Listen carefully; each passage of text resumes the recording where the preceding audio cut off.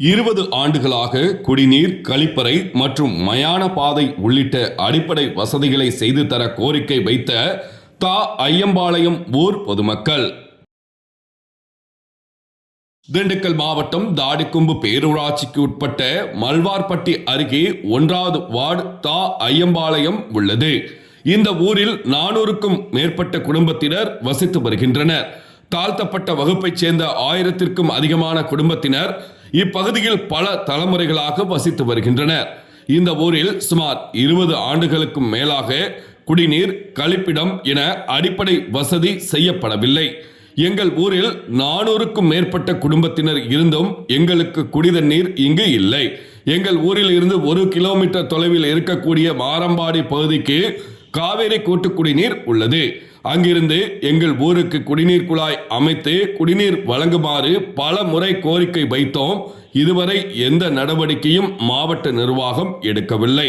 தற்போது ஒரு குடம் குடிநீர் 20 ரூபாய்க்கு வாங்கி உபயோகம் செய்து வருவதாகவும், கூலி வேலை செய்து ஒரு குடம் 20 ரூபாய் வாங்குவது மிகுந்த சிரமமாக உள்ளதாகவும், மேலும் ஒரு நாளைக்கு கூட அந்த ஒரு குடம் தண்ணீரை வைத்து உபயோகம் செய்ய முடியாது, புழுக்கள் வைத்துவிடும் என்று வேதனையோடு தெரிவிக்கின்றனர்.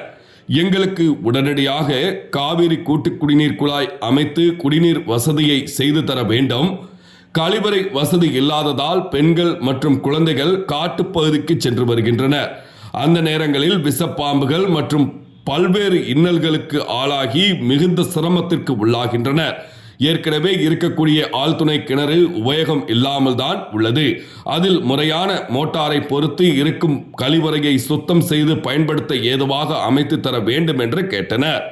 மயானத்திற்கு சரியான பாதை வசதி இல்லாததால் தங்கள் பகுதியில் துக்க நிகழ்வு நடந்தால் பிணத்தை மயானத்திற்கு எடுத்து செல்வதற்குள் 2 அடி ஆழத்திற்கு மேல் உள்ள சாக்கடை சகதிக்குள் இறங்கி பிணத்தை எடுத்துச் செல்ல வேண்டிய நிலை உள்ளது. ஆகையால் தங்களுக்கு குடிநீர், கழிவறை வசதி மற்றும் மயானத்திற்கு வழி ஏற்படுத்தி தர வேண்டும் என கோரிக்கை வைத்தனர்.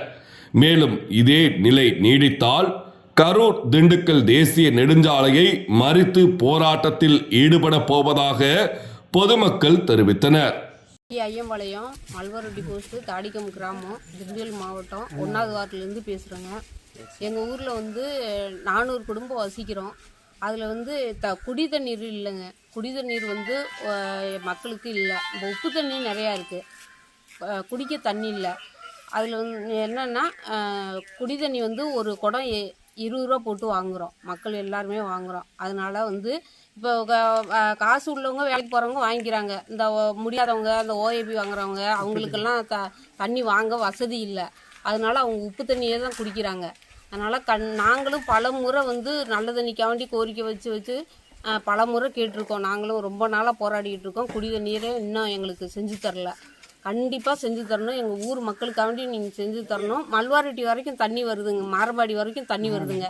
அங்கேருந்து இங்கே கனெக்ஷன் கொடுத்தாவே நாங்கள் இப்போ பிடிச்சிக்குவோம், செஞ்சுக்குவோம். அதனால் கண்டிப்பாக தண்ணி வேணுங்க.